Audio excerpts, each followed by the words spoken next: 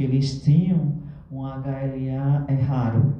Então a gente precisa de uma legislação no Brasil que nos permita dar prioridade para essas pessoas. Nós temos uma legislação, cada transplante que não é feito, se você passar o primeiro não foi transplantado porque está com Covid, vai ser o segundo. A gente tem que justificar por que não foi. Então, é um sistema bem assim, rigoroso e confiável, e grande maioria é SUS, né, no Brasil. Muito pouco não é SUS. Aqui no Ceará, o sistema é baseado na compatibilidade. As crianças têm prioridade às urgências. Por exemplo, nós tivemos um caso dramático, paciente com catéter transhepático, porque não tem mais onde fazer uma fístula arteriovenosa, não tem por onde dialisar. Ele passou quase 8 meses internado, porque a gente tentando prepará-lo rapidamente para transplante, troca catéter, bota catéter na jugular, na femoral, em todos os vasos, trombose, transhepático, foi o último. E se fizer uma infecção sistêmica, então complica muito, né? Mas felizmente em dezembro de 2019, antes da pandemia, ele foi transplantado e está bem. Fez ainda. Hoje os pacientes têm episódios de rejeição e a gente consegue tratar. Hoje existe até como fazer transplante com crossmatch positivo, com prova cruzada positiva. Você desensibiliza a pessoa, faz algumas drogas imunossupressoras e os níveis de anticorpos diminuem, né? E os Estados Unidos criou um programa chamado transplante pareado. O que é isso? A pessoa tem um doador, mas a prova cruzada positivou, ou seja, ele recebeu uma transfusão ou teve uma infecção e não pode mais receber daquele doador. Era um irmão, a esposa, alguém. Então, aí tem outra pessoa nessa mesma situação, então eles trocam os doadores. Isso só consegue fazer num país onde as leis são bem rigorosas para ninguém desistir da doação, né? Então, se essa pessoa A não pode doar para B e B não pode doar para C, o A doa para o D e o C doa para o B. Chama-se doação pareada. E lá no Canadá, eles permitem, por exemplo, que a pessoa que não tem um doador compatível, mas o doador dele doa para um pool, para a lista de espera, e ele vai para o topo da lista.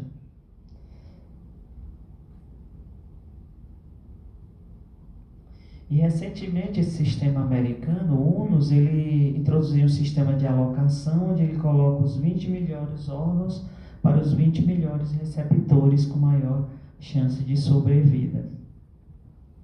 As infecções são um problema, por exemplo, o paciente é soro positivo para hepatite B, C, HIV.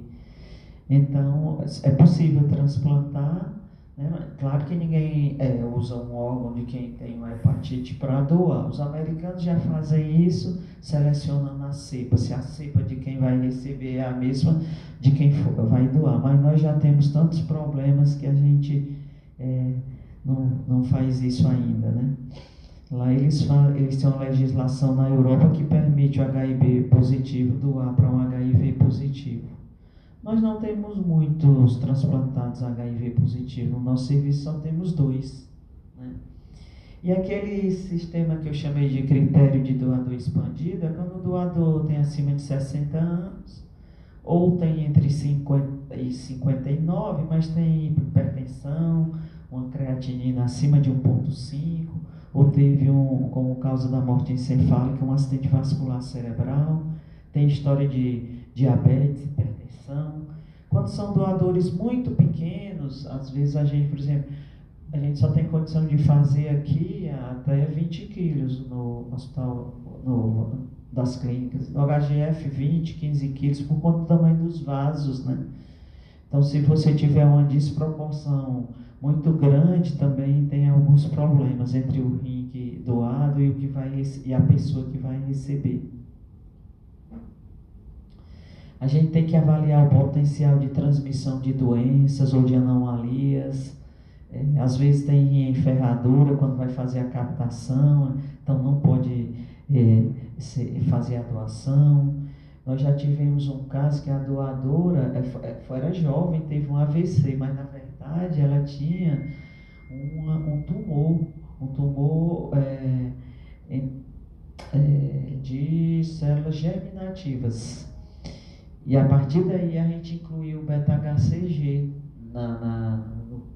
nos exames em pacientes quando são jovens que têm acidente vascular cerebral, para não ter risco de você implantar células tumorais, né? A máquina de perfusão, ela realmente é muito boa. Se a gente pudesse usar, ela realmente melhora os vasos, né? Abre, é como se abrisse os vasos, tendo causa de óbito, acidente vascular cerebral, histórias de fator de risco. Os rins, eles têm diurese imediata. No Brasil, pessoal, como as UTIs são lotadas, os pacientes em morte encefálicas, quem é que vai ficar mantendo uma pessoa em morte encefálica nas UTIs? Vai cuidar daqueles outros pacientes, né? Então, os pacientes têm sódio elevado, então são doadores que às vezes estão extremamente desidratados. Então, a taxa de necrose tubular aguda no Brasil chega a 70%. O que é isso? Não tem diurese imediata depois do transplante, precisa dialisar ainda. Então, quando a gente põe o rim em máquina de perfusão, a grande maioria caiu de 70% para 25%. A Torivelice tem esse trabalho feito lá no HGF, e foi a partir daí que o Ronaldo sensibilizou o Estado para comprar as máquinas de perfusão e os kits, né? Agora tem um grande impedimento, que é o valor desses kits, muito caro, dólar e euro, muito, né, a nossa diferença de câmbio. Aí tem uns pontos importantes, mas que não vale a pena a gente falar de cada coisa. A nossa pesquisa, eu tenho que dizer que nós temos 5 minutos. Tá quase terminando. Aí é sobre as soluções que são hipotérmica, oxigenada, não oxigenada, né? E mudou tudo, mudou a visão sobre os anticorpos HLA. Hoje nós detectamos as single bits, que são através de uma técnica chamada Luminex, porque ele lança uma luz, você consegue identificar qual é a proteína diferente que o doador tem do receptor e qual anticorpo contra aquele doador. Então hoje a seleção não é só pelo HLA, mas sim por epitópica. A molécula do HLA, o peptídeo aí, representado em vermelho, o que pode sensibilizar uma pessoa? Uma gravidez, porque na hora do descolamento da placenta, as transfusões, transplante prévio, vacinas, infecções virais, né? E a doutora Semiramis, do Piauí, criou uma prova cruzada virtual, um grande banco de dados, onde a gente coloca os dados e tem um output, e a gente gera um crossmatch virtual capaz de estimar esses anticorpos de forma 99,9% de eficácia. O epítopo é aquela basezinha nitrogenada diferente que uma pessoa tem da outra. Então hoje a gente consegue fazer o crossmatch virtual antes do crossmatch real sair, que é quando junta a célula do receptor com o soro do doador e vice-versa. Então nós identificamos esses anticorpos doadores específicos através de uma técnica de imunofluorescência, que tem uma intensidade de luz, gera uma luz, por isso é chamada de Luminex. Aí temos várias drogas novas imunossupressoras. O tocilizumab foi até utilizado, que é anti-interleucina 6, foi até utilizado na tempestade linfocítica da Covid-19. Temos vários imunossupressores biológicos, como a timoglobulina, o basiliximab, imunoglobulina, plasmaférese e rituximab, de uso terapêutico e para rejeição, mediada por anticorpo como complemento na terapia.